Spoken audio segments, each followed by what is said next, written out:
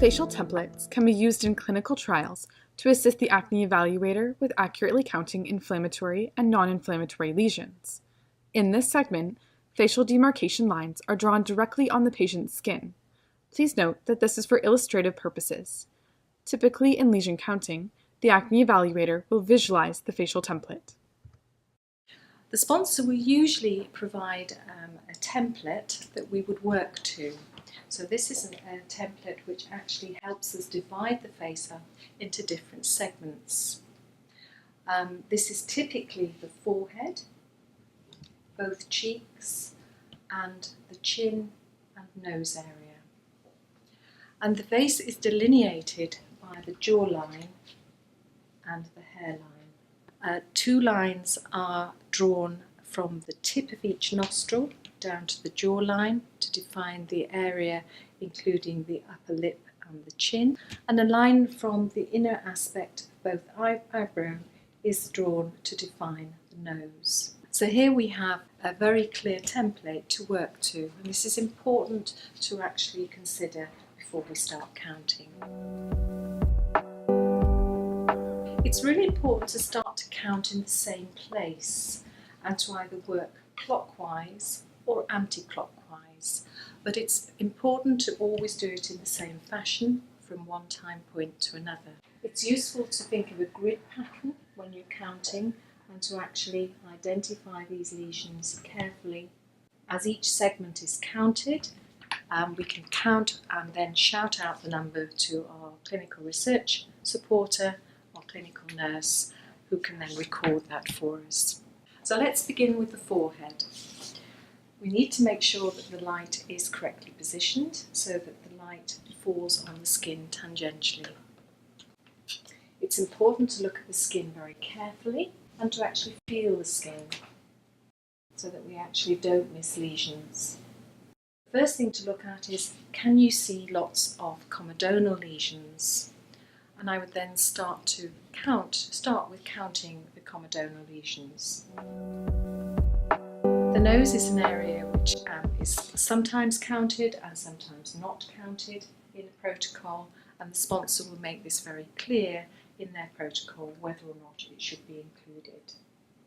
One of the issues with counting is in some areas lesions can be seen more clearly if the skin is put on the stretch. Within the context of a clinical trial, it's very important not to do this, as this can actually sometimes identify lesions like submarine comedones that we would not wish to include in the context of a clinical trial.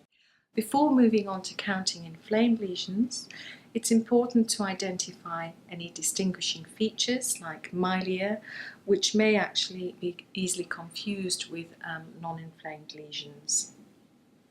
So in this patient you can see he has a number of open comedones.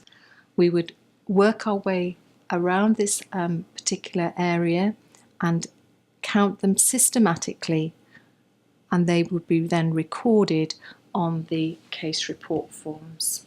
Once we have recorded the open and the closed comedones and we have got the total non-inflamed lesion count, it's important to refer back to the protocol and ensure that the count isn't too low or isn't too high, so the patient fits the eligibility criteria to be entered into the study. The sponsor will usually have a very clear upper and lower limit, and it's important that we actually conform to this consistently across all the patients that we include in our clinical trial.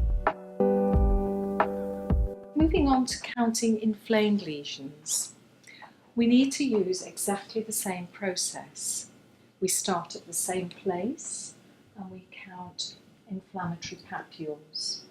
So in this study, the protocol has specified that we should count inflamed lesions on the nose, and if this is the case, we would tend to count the nose last as part of our process of working round the face in a systematic manner.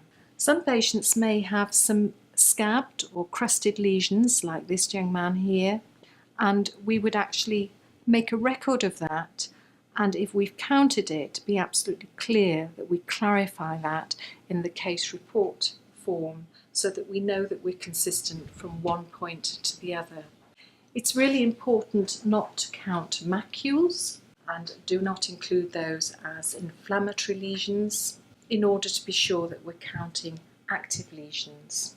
In order to make sure that they are active, it's important to palpate the skin and to actually assess whether they are palpable so that we can discern between a macule and a papular inflamed lesion. Again, once we've done the inflammatory counting, it is really important to ensure that the cumulative total number of inflammatory lesions fits with the protocol that we are working towards.